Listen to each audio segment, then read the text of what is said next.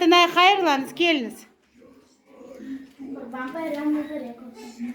Sağ ol sen kızım olsun. Bak. Yanacığından öp Kartanay. Kadına güzel çiğne döktüm. Yap. Kurban bayramı mübarek olsun. Seninki de hayırlı olsun. Maşallah.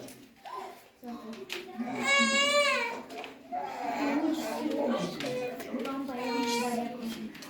Nazlı. Nazlı gel sen de kızım Nazlı. Maşallah. Güzelcik daha ah etsin Kartanay'ın eli. Hayırlı olsun. Öyle mübarek olsun Kartanay de senin. Bayram mübarek olsun. Öyle kızım. Sağ olunuz de Kartanay. Sağ olunuz de. Kurban bayramı mübarek olsun. Seninki de hayırlı olsun. Kimin topluyor? Çok söylüyorsun. Hareketim mi de böyle? Samira da öpecek Samira. Kurban bayram hayırlı olsun ay katana. Oh benim tatlım. Baca açacak. Ne kızım sana da. Oh sana da kızım da. Devam edin balam. Kurban bayram hayırlı olsun. Ma sana da. Sarıbaş. Kana ma. Sen hiç ma olur ma. Sen hiç ma. Ma sana da ma. Sarın bana. Oh. Üç tane de koyalım. Güzelcik bu kim? Kim geldi? Kartanay geldi. Selahatana. Kim geldi? Kartanay geldi. Kartana de. Hop değil mi? Hatice verin de. Hatice değil mi onun akçasını? Bir de o biliyor o onun akçası öyle kızım. O varıp konfet alacak öyle kızım. Katana karmet alma, topta alma. İyi güzelcik. Güzelcik. Kur tekrardan. Ahit Kartanay kızım. İyi. Sakındın sen Kartanay güzelcik. Yuklayacak şimdi önce. Burada yuklayacak.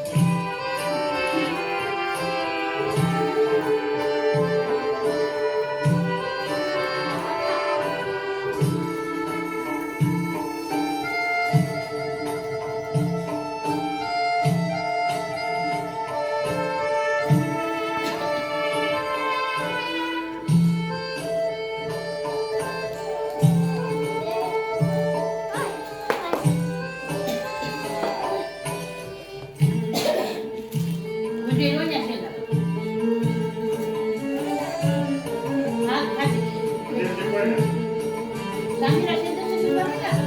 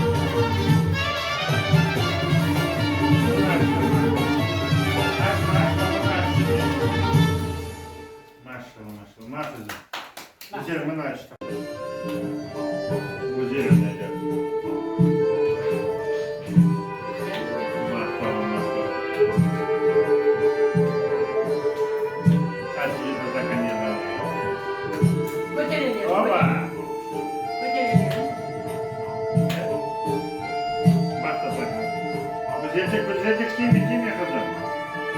Gözecek. Oyna kızım.